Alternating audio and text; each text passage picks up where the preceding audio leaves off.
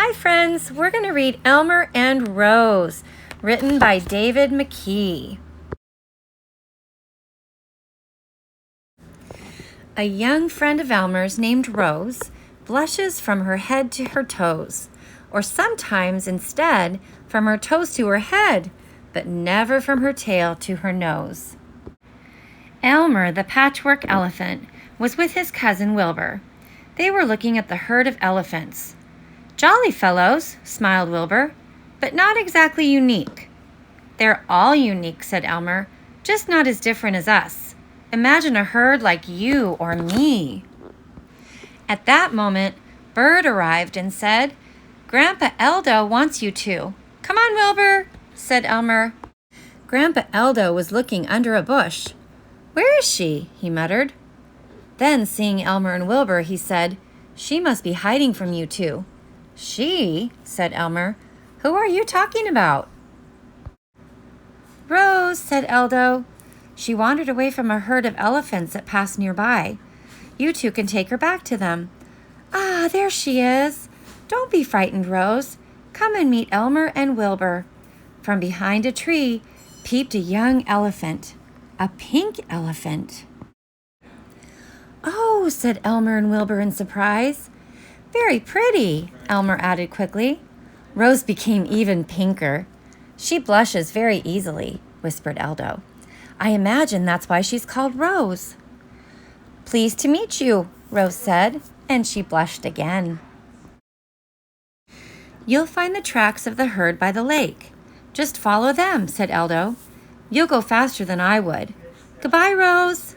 Rose said goodbye very sweetly, blushed a deeper pink, and ran after Elmer and Wilbur. At the lake, they met another elephant. Rose stared and hid between Elmer and Wilbur. "Hello, Elmer. Hello, Wilbur," said the elephant. "Hello," he continued awkwardly, looking at Rose. "Rose," said Elmer helpfully. After the elephant had gone, Rose said, "That's a strange one." Every so often, to make the journey more fun, they raced one another. Rose loved that because somehow she always won. And every time, she blushed even pinker.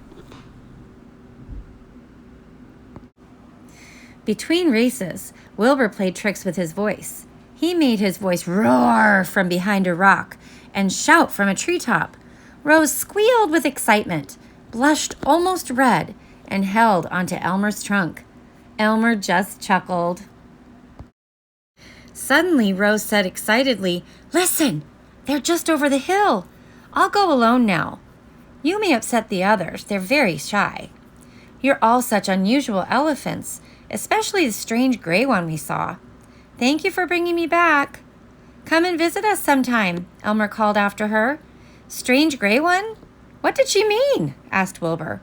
"I think she was joking," said Elmer. From the hill, they watched Rose safely join her herd. "She wasn't joking," said Elmer. "No wonder she thought the gray elephant was strange. The elephants in Rose's herd were all pink."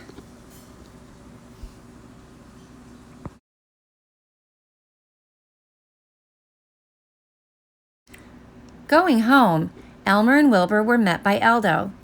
"You knew about the pink elephants, didn't you, Grandpa Eldo?" said Elmer. "Yes, I wanted you to see them," said Eldo. "Rose was nice," said Wilbur.